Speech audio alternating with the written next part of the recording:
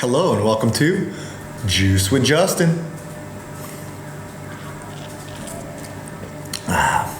In today's episode, I'm going to talk about using bands to optimize your jump training. If you've ever seen PPC stuff on social media or on the internet, you might see us do exercises like this or exercises like this. What we're trying to do here is add elements to our jump training that we might not be able to get otherwise. One of the most proven ways to increase your jump performance is to increase power. In physics, power equals force times velocity. If we're able to increase either force and or velocity, that will increase power. And if we do that, jump performance will increase. This means not only height in which you jump, but also the speed in which you jump, along with other jump performance metrics. There's two main ways to accomplish this with our training. One is to increase load, which would affect force. The other would be to increase speed, which would train velocity. Those are kind of the two ways that we can affect change in power production. Using bands, we get two methods here. First one, which has to do with force, is called accommodating resistance. This is where bands increase difficulty as they lengthen. The other way, which is to hit velocity, is to use accommodating assistance.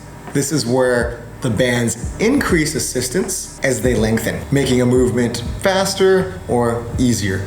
So what are some ways and why would we want to do this type of training? Let's cover accommodating resistance first. One, we can add load, make a jump tougher, and this is going to hit that force side of that power equation.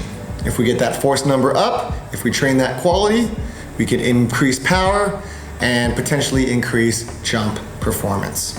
Two, we can hit joint-specific or sport-specific angles in our jump training. Because bands increase intensity as they lengthen, we could work on things like the top end of a jump or the extension on a sprint in ways that we wouldn't be able to without bands, because we are getting that resistance sort of at the end ranges of motion. Last example would be to add an increased eccentric element to our jump training. This could be accomplished by holding two bands that are attached to dumbbells on the ground while performing a drop jump. By holding on the bands, we're gonna get increased eccentric force on the way down. I release them when I hit the ground and jump back up. Adding this eccentric element can benefit our jump training in several ways. I actually made a Juice with Justin episode discussing the benefits of eccentric training a few weeks ago. If you want to find out more about that, I suggest checking out that Juice with Justin episode. So I've covered accommodating resistance. What about accommodating assistance? Using bands to make things faster or easier. The first reason why we'd want to do this sort of training is because we can really hit the velocity side of the power equation. If we just have our body weight, it's kind of hard. It's really tough actually to move faster than we normally can because we're restricted from gravity and then also our body weight.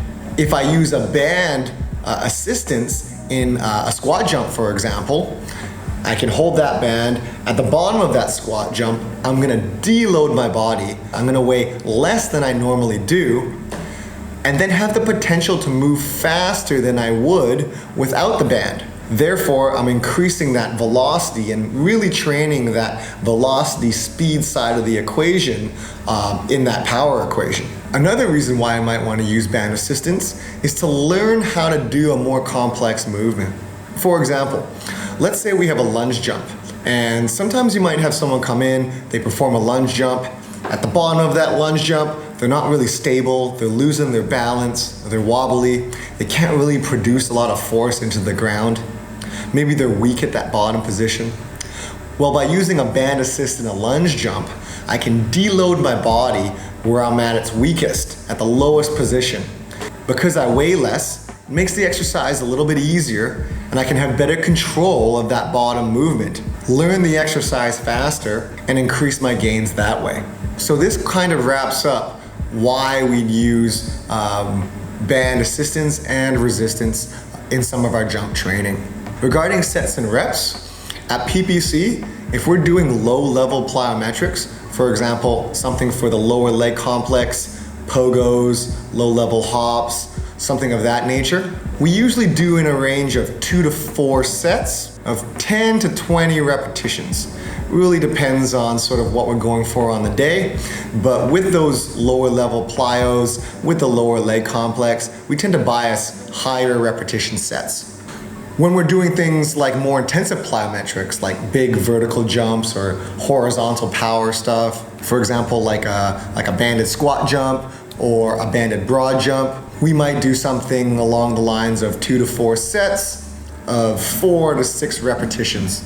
Again, really just depends on what you're trying to accomplish. Bands are a great tool to get into corners of jump training qualities that you wouldn't be able to get to without. Be sure to be getting that band assistance, band resistance training at some point through your training throughout the year. If you're not incorporating this somehow, you're going to be missing out on some potential gains. Thanks for joining this episode of Juice with Justin.